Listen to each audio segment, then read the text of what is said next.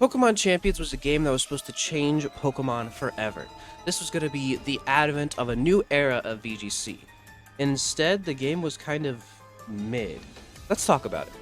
Hi, hello, VinnyEndDragon here, and welcome to another video. I am here to discuss the release of Pokemon Champions. I've heard a lot of different discourse online, be it that this game is terrible, this game is great, I've heard people call for Ilka's heads, which they probably should, but overall, I wanted to discuss it myself, because I have my own opinions about this game. Pokemon Champions, as it was designed, was supposed to be a new way to get into VGC and other competitive Pokemon aspects. So far, so good. I think a game like that is absolutely amazing and should absolutely deserve a space in modern games. Competitive Pokemon is something that is very near and dear to me, and aside from Showdown and just trying to work with whatever mechanics we have in the base game, there really isn't an easy way for someone to get into it.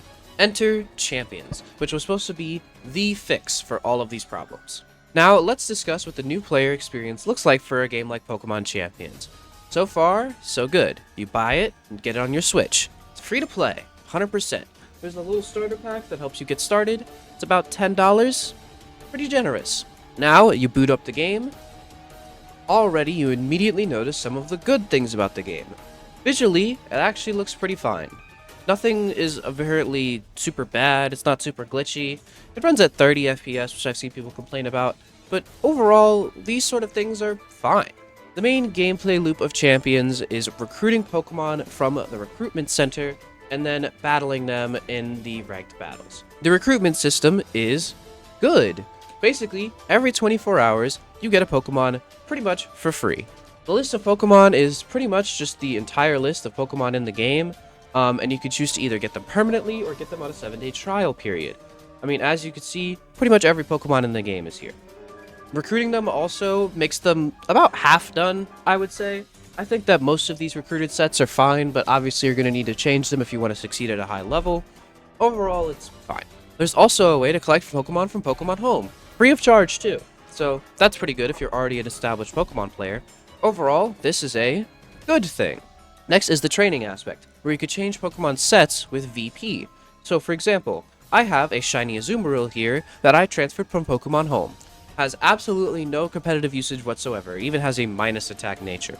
If I were to make this adamant, and put max attack and max HP, I were to change some of its moves around, like replace Bounce with potentially Aqua Jet, an Aqua Tail with Liquidation, it would only cost me around 1000 VP or so, which if you play the game, it's actually pretty generous.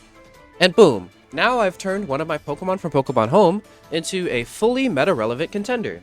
So far, all of the things I've mentioned about Champions have been the good things. I think that this is absolutely amazing, but this was the stuff that they showed in the trailer. All of this is good. Also, the battle UI is also pretty good. If I'll put up some stream footage here, but overall, the battles were fine. I mean, they visually look good. All the animations are cool. The game visually always has the sauce to make you say, alright, this is a Pokemon battle simulator.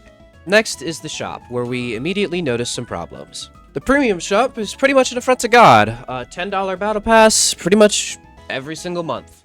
I mean, I know that other games do this, but it really sucks to have items limited behind this, like the Embolrite and the Feraligatorite. Now, obviously, you can get these items if you play Pokemon ZA, but that is a $60 game, and people are going to be playing Champions on mobile and might not have access to stuff like this.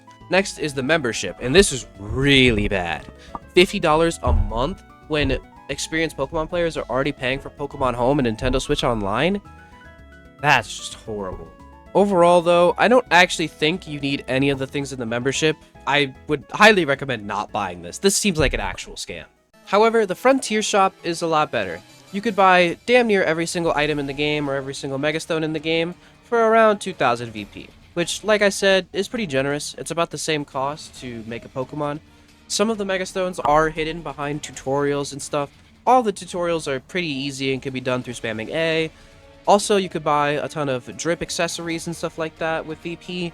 I have not because I want to save my VP for, you know, battle stuff. But overall, it's a pretty cool addition. There's stuff like victory poses, throwing styles, all that jazz. However, the item selection is one of contention. There's a lot of key competitive Pokemon items that are missing here. Assault Vest, Choice Band, Life Orb, all gone. Heat Rock and Damp Rock, Terrain Extender. Even these lesser used items like Throat Spray just aren't here. I think another one that people are going to feel the difference of is Heavy Duty Boots. Heavy Duty Boots being here, but like Oranberry got the slot, is just really, really bad. Now, I'm not a 3v3 guy, but I wanted to address the 3v3 situation first. Pokemon Champions has two forms of ranked play, single battle and double battle.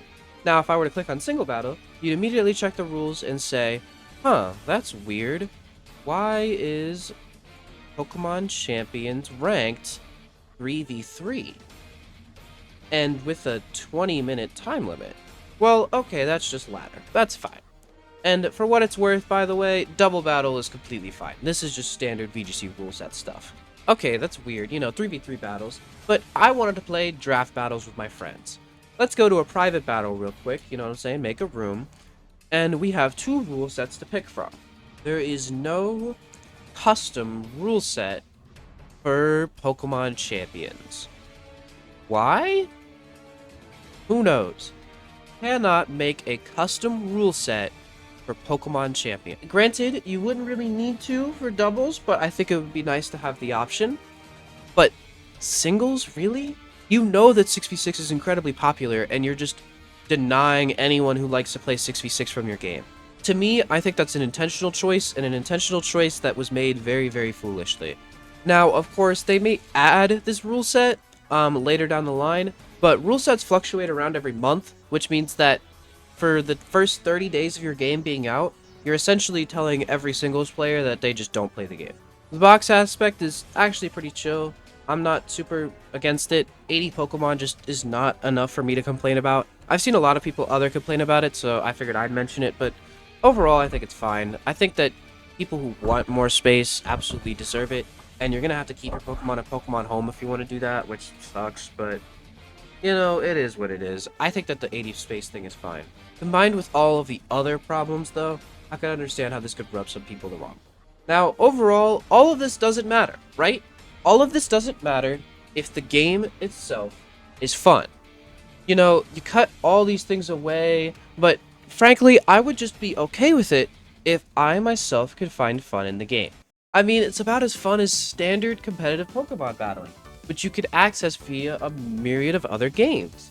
Like, I heard people saying that this was going to kill Pokemon Showdown, which is just objectively not true. Granted, those people said that before the game came out.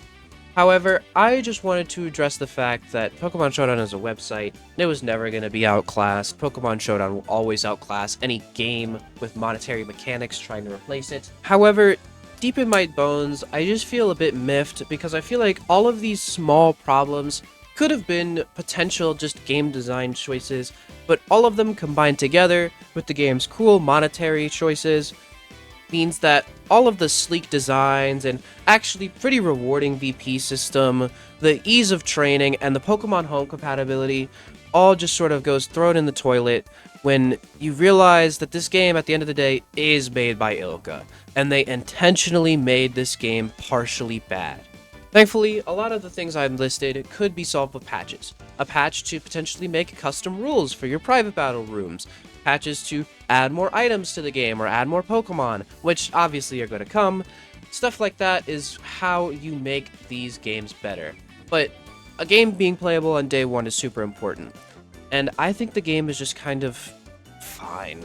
Sure, I'll have some fun with it. It is the advent of VGC for the next while, and I hope the format is fun. Losing a lot of items is potentially going to make the format very, very lame, but I have faith. And again, we have had lamer formats before. Overall, I just can't help but feel this sting of disappointment. I mean, hell, Terrestrialization was in the trailer and it's nowhere near present in the game. This game just feels completely undercooked. And frankly, I think this game will be fun 5 months from now. But as a day one buyer, I can't help but feel disappointed.